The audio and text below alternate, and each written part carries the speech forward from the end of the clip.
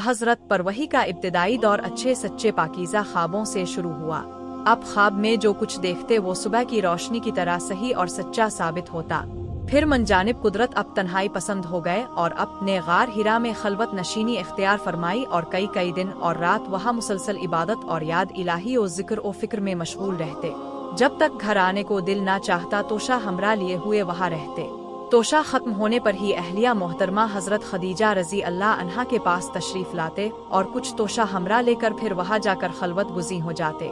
यही तरीका जारी रहा यहाँ तक कि अब पर हक़ मुनकशिफ हो गया और अब गार हिरा ही में क़याम पजीर थे कि अचानक हज़रत जिब्रील अलैहिस्सलाम अब के पास हाजिर हुए और कहने लगे कि ए मोहम्मद पढ़ो। अब फरमाते हैं कि मैंने कहा कि मैं पढ़ना नहीं जानता। अब फरमाते हैं कि फरिश्ते ने मुझे पकड़कर इतने जोर से भींचा कि मेरी ताकत जवाब दे गई। फिर मुझे छोड़कर कहा कि पढ़ो। मैंने फिर वही जवाब दिया कि मैं पढ़ा हुआ नहीं हूँ।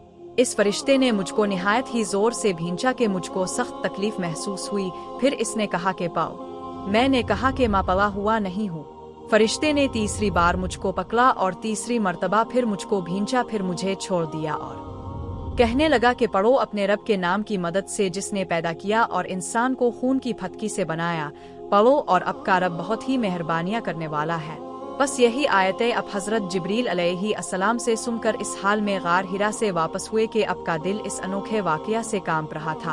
अब हज़रत खदीजा के यहाँ तशरीफ़ लाए और फरमाया कि मुझे कंबल ओढ़ा दो, मुझे कंबल ओढ़ा दो।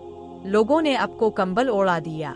जब अब का डर जाता रहा तो अपने अपनी ज़ौजा मोहतरमा हज़रत खदीजा रज़ी अल्लाह अन्हा को तफसील के साथ ये वाक़या सुनाया और फरमाने लगे कि मुझको अब अपनी जान का खौफ हो गया है। अब की अहलिया मोहतरमा हज़रत खदीजा रज़ी अल्लाह अन्हा ने अब की ढारस बंधाई और कहा कि अब का ख्याल सही नहीं है। खुदा की किस्म, अब को अल्लाह कभी रुस्वा नहीं करेगा। अब तो अखलाक फाजिला के मालिक हैं, अब तो कुंबा परवर हैं, बेकसू का बोझ अपने सर पर रख लेते हैं, मुफलिसों के लिए अब कमाते हैं, मेहमान नवाजी में अब बेमिसाल हैं और मुश्किल वक्त में अब अमर हक का साथ देते हैं। ऐसे औसाफ हसना वाला इंसान यूं बे वक्त जिल्लत और खुआरी की मौत नहीं पा सकता। फिर मजीद तसल्ली के लिए हज़रत खदीजा रज़ी अल्लाह अन्हा अब को वर्का बन नौफल के पास ले गईं, जो उनके चचाजाद भाई थे और ज़माना जाहिलियत में नसरानी मजहब इख्तियार कर चुके थे और इब्रानी ज़ुबान के कातिब थे। चुनांचे इंजील को भी हसब मंशाए खुदावंदी इब्रानी ज़ुबान में लिखा करते थे। इंजील सरयानी ज़ुबान में नाजिल हुई थी, फिर इसका तर्जमा इब्रानी ज़ुबान में हुआ। वर्का इसी को लिखते थे। वो बहुत बूढ़े हो गए थे, यहाँ तक कि उनकी बिनाई भी रुखसत हो चुकी थी। हज़रत खदीजा रज़ी अल्लाह अन्हा ने उनके सामने अब के हालात बयान किए और कहा कि ए चचाजाद भाई, अपने भतीजे मोहम्मद की ज़बानी ज़रा उनकी कैफियत सुन लीजिए। वो बोले कि भतीजे, अपने जो कुछ देखा है इसकी तफसील सुनाओ। चुनांचे अपने अज अव्वल ता आखिर पूरा वाक़या सुनाया, जिसे सुनकर वर्का बे इख्तियार होकर बोल उठे कि ये तो वही नामूस मुअज़्ज़ज़ राज़दान फरिश्ता है जिसे अल्लाह ने हज़रत मूसा अलैहिस्सलाम पर वही देकर भेजा था। काश मैं अब के इस अहद नबुव्वत के शुरू होने पर जवान उम्र होता। काश मैं इस वक्त तक जिंदा रहता जबकि अब की कौम अब को इस शहर से निकाल देगी।